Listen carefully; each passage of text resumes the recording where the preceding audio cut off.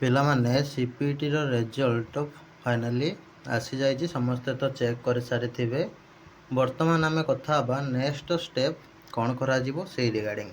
ତ ସମସ୍ତେ ଭିଡ଼ିଓଟାକୁ ଶେଷ ପର୍ଯ୍ୟନ୍ତ ଦେଖିବେ। ଏହି ଭିଡ଼ିଓରେ ଆମେ କହିଦେବା, ପୁଣି ନୂଆ କରିକି ଥରେ କହିଦେବି ଷ୍ଟେପ୍ ବାଇ ଷ୍ଟେପ୍ ପ୍ରୋସେସ୍ କେମିତି କ'ଣ ହେଉଛି। ମେରିଟ୍ ଲିଷ୍ଟ ଦେଖିବେ ଏବଂ ତାପରେ ମେରିଟ୍ ଲିଷ୍ଟ ଯେଉଁମାନେ ବି ଦେଖି ସାରିଛନ୍ତି ଏବଂ ଯେଉଁମାନେ ବି ନ ଦେଖି ସାରିଛନ୍ତି ସବୁଗୁଡ଼ାକ ଜାଣିଲା ପରେ କ'ଣ କ'ଣ ସବୁ ଡିଟେଲ୍ସ ରହିଛି, ତାପରେ ଆମେ କଥା ହେବା ନେକ୍ସଟ ଆପଣମାନଙ୍କୁ ସବୁ କ'ଣ କରିବାକୁ ପଡ଼ିବ, କେଉଁଠି ଫର୍ମ ଦାଖଲ କରିବାକୁ ପଡ଼ିବ, କ'ଣ କରିବାକୁ ପଡ଼ିବ, କ'ଣ ପ୍ରୋସିଡିଓର ସବୁ ରହିବ।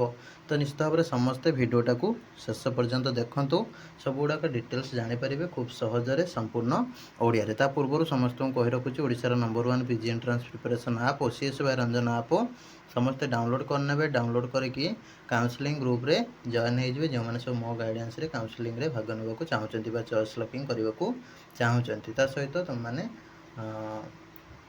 ଟେଲିଗ୍ରାମ, ହ୍ୱାଟ୍ସଆପ୍, ଇନଷ୍ଟାଗ୍ରାମ ସବୁଥିରେ ଯୋଡ଼ି ହେଇଯିବେ ଫର୍ଦର ସବୁ ଅପଡ଼େଟ୍ ଗୁଡ଼ାକ ପାଇବା ପାଇଁ। ଏବଂ ଟେଷ୍ଟ ସିରିଜ୍ କୋର୍ସ ବି ନେଇପାରିବେ ଯେଉଁମାନେ ଆଗାମୀ ବର୍ଷମାନଙ୍କ ପାଇଁ ପ୍ରିପାରେସନ୍ ହେବାକୁ ଚାହୁଁଛନ୍ତି ପିଜି ଏଣ୍ଟ୍ରାନ୍ସ। ଯିବା ବର୍ତ୍ତମାନ ଟପିକ୍ ଉପରକୁ। नमस्कार दोस्तों, इस वीडियो को लाइक करें, हमारे चैनल को सब्सक्राइब करें, इस घंटी के आइकन को दबाएं, ऑल सेलेक्ट करें हमारी सभी वीडियो सबसे पहले देखने के लिए।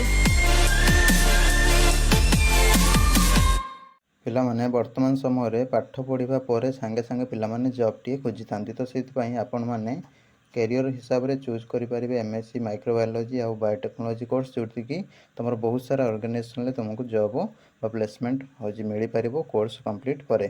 ଆପଣଙ୍କର ଯଦି +2ରେ ବାୟୋଲୋଜି ଥିଲା ଏବଂ ଗ୍ରାଜୁଏସନରେ 50% ମାର୍କ ରହିଛି, ତାହେଲେ ନିଶ୍ଚିତ ଭାବରେ କଲେଜ ଅଫ୍ ଫାର୍ମାସ୍ୟୁଟିକାଲ ସାଇନ୍ସେସରେ ସାମ୍ସ ଥ୍ରୋରେ ଆଡ଼ମିସନ୍ କରିପାରିବେ କିମ୍ବା ଡାଇରେକ୍ଟ କଲେଜ ପ୍ରୋସିଡିଓର ଥ୍ରୋରେ ସାର୍ ବା ମ୍ୟାମ୍କୁ କଣ୍ଟାକ୍ଟ କରିକି ଆଡ଼ମିସନ୍ କରିପାରିବେ। ଏଠୁ ବହୁତ ହି ପୁରୁଣା ଅର୍ଗାନାଇଜେସନ୍, ଯେଉଁଟା ଦେଖିପାରୁଥିବ 1979ରୁ ଏଷ୍ଟାବ୍ଲିଶ୍ ହେଲାଣି। ଠିକ୍ ଅଛି, ଫାର୍ମାସି କଲେଜରେ ବହୁତ ହି ଟପ୍ ଇନଷ୍ଟିଟ୍ୟୁସନ୍ ଗୋଟେ। ଠିକ୍ ଅଛି, ତ ଆପଣମାନେ ଆଡ଼ମିସନ୍ କରିକି ପଢ଼ାପଢ଼ି କରିବେ। ଏଠି ବହୁତ ସାରା ଫ୍ୟାସିଲିଟି ବଢ଼ିଆ ବଢ଼ିଆ ସବୁ ରହିଛି ଏବଂ ଏଇଟା ପରମାନେଣ୍ଟଲି ତୁମର ରେକଗ୍ନାଇଜ୍ ହେଇଛି ଗଭର୍ଣ୍ଣମେଣ୍ଟ ଅଫ୍ ଓଡ଼ିଶା ଦ୍ୱାରା। Brahmapur university affiliated institution. Fees ମଧ୍ୟ ବହୁତ ହି କମ୍ ରହିଛି ଅନ୍ୟ କଲେଜ କମ୍ପାରିଜନ୍ରେ। ତ 90K ଟୋଟାଲ୍ ହେଉଛି ଆପଣଙ୍କର 2 ବର୍ଷରେ ଖର୍ଚ୍ଚ ହେଉଛି। ଠିକ୍ ଅଛି, ତ ଆପଣମାନଙ୍କୁ ଭଲ କ୍ୟାରିୟର ପ୍ଲେସମେଣ୍ଟ ମଧ୍ୟ ଫ୍ୟୁଚରରେ ରହିଛି ଡିଫରେଣ୍ଟ ସେକ୍ଟରରେ। ଯେହେତୁ ହେଉଛି ଆଜିକାଲି ମାଇକ୍ରୋବାୟୋଲୋଜି ବାୟୋଟେକ୍ନୋଲୋଜି ଡିମାଣ୍ଡ ବଢ଼ୁଛି, ତ ଇଣ୍ଡଷ୍ଟ୍ରି ଗୁଡ଼ାକରେ। ଠିକ୍ ଅଛି, ଫାର୍ମାସ୍ୟୁଟିକାଲ ଇଣ୍ଡଷ୍ଟ୍ରି, ଯେଉଁଟା ଫାର୍ମା ଇଣ୍ଡଷ୍ଟ୍ରିରେ ବା ମେଡ଼ିକାଲ ଲାଇନ୍ରେ ସବୁ ଯେଉଁମାନେ ସବୁ ଯିବାକୁ ଚାହୁଁଛ, କ୍ୟାରିୟର କରିବାକୁ ଚାହୁଁଛ, ନିଶ୍ଚିତ ଭାବରେ ଜଲ୍ଦି ଜଲ୍ଦି ଆଡ଼ମିସନ୍ ବର୍ତ୍ତମାନ ବୁକ୍ କରିନିଅନ୍ତୁ ବା କଲ୍ କରିକି ଯାଇକି ଆଡ଼ମିସନ୍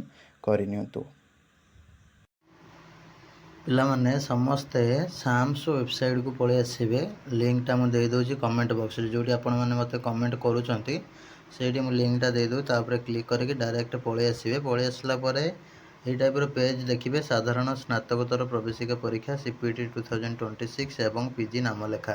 ଠିକ୍ ଅଛି, ତ ଏଠି ତଳେ ଦେଖିପାରୁଥିବେ ଗୋଟେ ଷ୍ଟେଟ୍ ୱାଇଡ୍ ମେରିଟ୍ ଲିଷ୍ଟ, ତା ଉପରେ କ୍ଲିକ୍ କରିବେ। ଠିକ୍ ଅଛି, ଫାର୍ଷ୍ଟ ହୋମ୍ ପେଜ୍ରେ ରହିଥିବ। କ୍ଲିକ୍ କଲା ପରେ ତୁମର ଏଇ ଟାଇପ୍ର ଆସିବ ପିଜି ସବଜେକ୍ଟ, ତାପରେ ହଲ୍ ଟିକେଟ୍ ନମ୍ବର, କ୍ୟାପଚାଇଜ୍ ଯାହା ଦେଖୁଛନ୍ତି ସେଟାକୁ ଏଣ୍ଟ୍ରି କରିବେ। କରିକି ଶୋ ବଟନ୍ ଉପରେ କ୍ଲିକ୍ କରିବେ। ଠିକ୍ ଅଛି, ଯଦି ଆପଣ କ୍ଲିକ୍ କରୁଛନ୍ତି ତାହେଲେ ଆପଣଙ୍କର କ'ଣ ହେବ ନା ହେଉଛି, ଦେଖ ମୁଁ ଯଦି ହଲ୍ ଟିକେଟ୍ ଦେଉନାହିଁ, ଖାଲି ଏମିତି ନର୍ମାଲି କ'ଣ କରୁଛି 5SBT ଏମିତି ଦେଉଛି। ଠିକ୍ ଅଛି, ତାହେଲେ କ'ଣ ହେବ ନା ସବୁ କିଛି ଲୋଡ଼ିଂ ଦେଖେଇବ କିଛି ସମୟ ପାଇଁ।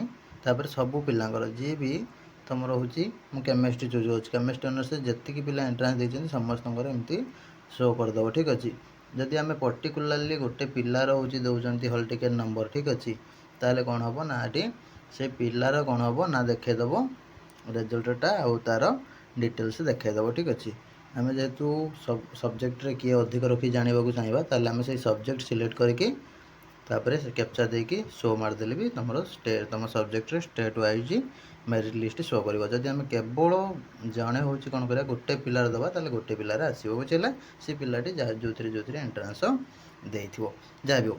ଏଇଟା ଜାଣିଲେ ଏମିତି କରିକି ସମସ୍ତେ ଚେକ୍ କରିବେ। ଆଉ ଚେକ୍ କଲା ବେଳେ ତୁମର ସିରିଏଲ୍ ନମ୍ବର ରହିଲା, ହଲ୍ ଟିକେଟ୍ ନମ୍ବର, 26 CP ଯାହା ବି ଥିବ, ଆପ୍ଲିକାଣ୍ଟ ନେମ୍, ତୁମର ନାଁ ଯାହା ହେଇଥିବ ପିଲାର ସେଇଆ ଥିବ। ତାପରେ ଏକ୍ଜାମ୍ ସବଜେକ୍ଟ, କେଉଁ ସବଜେକ୍ଟ ଦେଇଥିଲା, ଜେନେରାଲ୍ ର୍ୟାଙ୍କରେ କେତେ ଅଛି, SC BC SC ST rank କେତେ ଅଛି।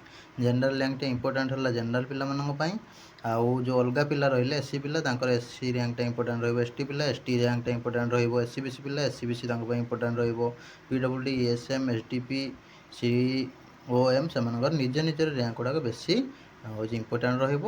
ଜେନେରାଲ ର୍ୟାଙ୍କ ବି ସେମାନଙ୍କୁ ମିଳିଥିବ। ଠିକ୍ ଅଛି। ଦେଖିବା ବର୍ତ୍ତମାନ କ'ଣ ନା ତାପରେ ମାର୍କ ତୁମେ ହେଉଛି କେତେ ମାର୍କ ଏଣ୍ଟ୍ରାନ୍ସରେ ରଖିଛ। ଠିକ୍ ଅଛି। Total weightage mark after weightage ଯଦି କାହାର କିଛି ଥିବ ଯେମିତିକି NCC NSS ଏମିତି ସବୁ ନଥାଏ ତ ୱେଟେଜ ଯଦି କିଛି ଥିବ ତାକୁ ମିଶାଇଲା ପରେ ତାର ମାର୍କଟା କେତେ ହେଉଛି ଏଠି ବି ରହିଥିବ। ଠିକ୍ ଅଛି। ଗଲା ତାପରେ ସ୍ପୋର୍ଟସ୍ କାଟାଗୋରୀ ଥିଲେ ତୁମର ଇଣ୍ଟରନ୍ୟାସନାଲ୍ କୋଟା ଯଦି ଥିବ ସ୍ପୋର୍ଟସ୍ କାଟାଗୋରୀ ତାହେଲେ ତୁମର 1 ନମ୍ବରରେ ବି ପୁରା ଡାଇରେକ୍ଟ ରହିଯାଇଥିବ। ଠିକ୍ ଅଛି। ତ ଏଇଟା ହେଲା ତୁମର state wide provisional merit list ଦେଖିବାର ପ୍ରୋସେସଟା ସବୁଗୁଡ଼ାକ ଦେଖିଦେବ। କାହାର କେତେ ର୍ୟାଙ୍କ ଅଛି ମାର୍କ ଅଛି କମେଣ୍ଟ ବକ୍ସରେ କମେଣ୍ଟ କରି ପକାଇବ। ନେକ୍ସଟ ଷ୍ଟେପ୍ ଯଦି ଆମେ ଦେଖିବା ଦେଖ ରେଜଲ୍ଟ ବାହାରିଗଲା। ରେଜଲ୍ଟ ବାହାରିଲା ପରେ ଆମେ କ'ଣ କରିବା ସମସ୍ତେ ର୍ୟାଙ୍କ କାର୍ଡ଼ ପ୍ରିପାରେସନ୍ କରିବା। ନିଜ ନିଜର ର୍ୟାଙ୍କ କାର୍ଡ଼ ପ୍ରିପାରେସନ୍ କରିବା। ତାର ଭିଡ଼ିଓଟା ମୁଁ ନେଇ ଆସିବି ବହୁତ ଜଲ୍ଦି କେମିତି ଆମେ ର୍ୟାଙ୍କ କାର୍ଡ଼ଟା ପ୍ରିପେୟାର କରିବା ସେଟା କରିବା। ତାପରେ ଆମେ କ'ଣ କରିବା ନା କଲେଜ ପ୍ଲସ୍ ୟୁନିଭର୍ସିଟି ଏଗୁଡ଼ାକ ସବୁ ଆମେ କ'ଣ କରିବା ବାଛିକି ରଖିବା ସବୁ। କାହିଁକିନା ଆମର କଲେଜ ଆଉ ୟୁନିଭର୍ସିଟି ଚଏସ୍ ଲକିଂ ଯେହେତୁ ଦିଆଯିବ ଆମେ ତାକୁ କ'ଣ କରିବା ତାକୁ ସବୁ ଆମେ ଆରେଞ୍ଜ କରିକି ରଖିବା। କେଉଁ 10ଟାକୁ ଆମେ ଦେବା। ଠିକ୍ ଅଛି। ତାକୁ ଆମେ ସଜାଡ଼ିକି ରଖିବା। ତା ପାଇଁ କ'ଣ କେମିତି କରିବା ତା ଭିଡ଼ିଓ ବି ମୁଁ ବହୁତ ଜଲ୍ଦି ନେଇ ଆସିବି। କେଉଁ ପିଲା କେଉଁଟା କେତେଟା ଦେବେ କି ଅଟୋନମସ୍ ଦେବ କେତେଟା ୟୁନିଭର୍ସିଟି କେତେଟା ଦେବ। ଠିକ୍ ଅଛି। ଡିଗ୍ରୀ କଲେଜ କେତେଟା ଦେବ ସବୁଗୁଡ଼ା କି ଖାଲି ୟୁନିଭର୍ସିଟି ଦେବ କି ଖାଲି ଅଟୋନମସ୍ ଦେବ ସବୁଗୁଡ଼ାକ ପୁରା ଆମେ ତାକୁ ଡିଟେଲ୍ସ ଦେବା। ତାପରେ ଗ୍ରାଜୁଏସନ୍ ମାର୍କ କ'ଣ କେମିତି ଅପଲୋଡ଼ ହେବ ସେଇ ରିଗାର୍ଡ଼ିଂ ବି ଆମେ ଭିଡ଼ିଓ ନେଇ ଆସିବା। ତାପରେ ଯାହା ବି ଗୋଟେ କରିକି ପ୍ରୋସେସ୍ ସବୁ ରହିଲା ମୁଁ ଗୋଟେ କରିକି ଅଲଗା ଅଲଗା ଭିଡ଼ିଓ ସବୁ ଆଣିବି। ତୁମମାନେ ସବୁ ରେଗୁଲାରଲି ଭିଡ଼ିଓଟାକୁ ଦେଖୁଥାଅ ଏବଂ ଆମ ଚ୍ୟାନେଲକୁ ସବସ୍କ୍ରାଇବ୍ କରିକି ରଖିଥାଅ। ସାଙ୍ଗସାଥି ଭାଇ ଭଉଣୀ ଯିଏ ବି ସବୁ ନୂଆ କରିକି ଅଛନ୍ତି ତାଙ୍କୁ ବି ସବୁ କହିଦିଅ। OCS ବା ରଞ୍ଜନ ଚ୍ୟାନେଲକୁ ଫଲୋ କରିକି ରଖିଥିବେ ସବୁଗୁଡ଼ାକ ଡିଟେଲ୍ସ ଜାଣିପାରିବେ। ଠିକ୍ ଅଛି। ନେକ୍ସଟ ଷ୍ଟେପ୍ରେ କ'ଣ ରହିଲା ଆପଣମାନେ ଜାଣିପାରିଲେ କଲେଜ ଏବଂ ୟୁନିଭର୍ସିଟି ଚଏସ୍ ଆମମାନେ ଦେବା। ଠିକ୍ ଅଛି। ଗ୍ରାଜୁଏସନ୍ ମାର୍କ ଅପଲୋଡ଼ କରିବା ତାର ପ୍ରୋସେସ୍ ଗୁଡ଼ାକ ମୁଁ ବହୁତ ଜଲ୍ଦି ୟୁଟ୍ୟୁବରେ ଅପଲୋଡ଼ କରିଦେବି। ବ୍ୟସ୍ତ ହେବାର କିଛି ନାହିଁ। ଆଉ ର୍ୟାଙ୍କ କାର୍ଡ଼ ଆମେ କ'ଣ କେମିତି ପ୍ରିପେୟାର କରିବା ସେଗୁଡ଼ାକ ବିଷୟରେ ବି ଆମେ ଏଠି ଡିଟେଲ୍ସ କଥା ହେବା। ଠିକ୍ ଅଛି। ତାପରେ ଅଲଗା ଗୋଟେ ମୋ ନର୍ସରେ ଦେଖାଉଛି ଧର ଆମେ ଓଡ଼ିଆକୁ ଯିବା। ଓଡ଼ିଆକୁ ଯିବା କ୍ୟାପଚା ମାରିଦେବା EPSL ଲୋଡ଼ିଂ ହେଉଛି ଦେଖିବା।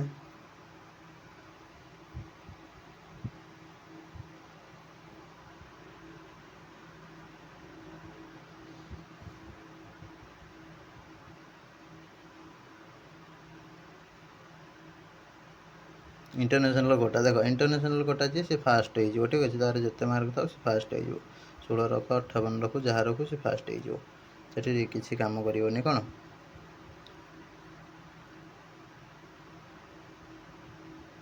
अलग किसी काम करनी। ठीक अच्छे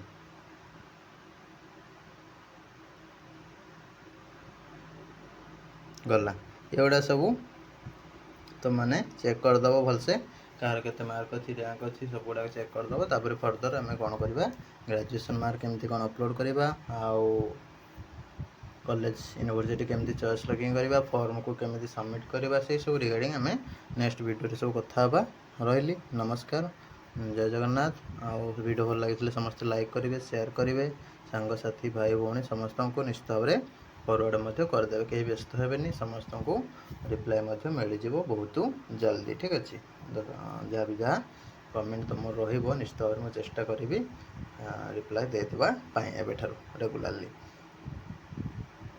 रही समस्ते निजर ख्याल रख। जय जगन्नाथ।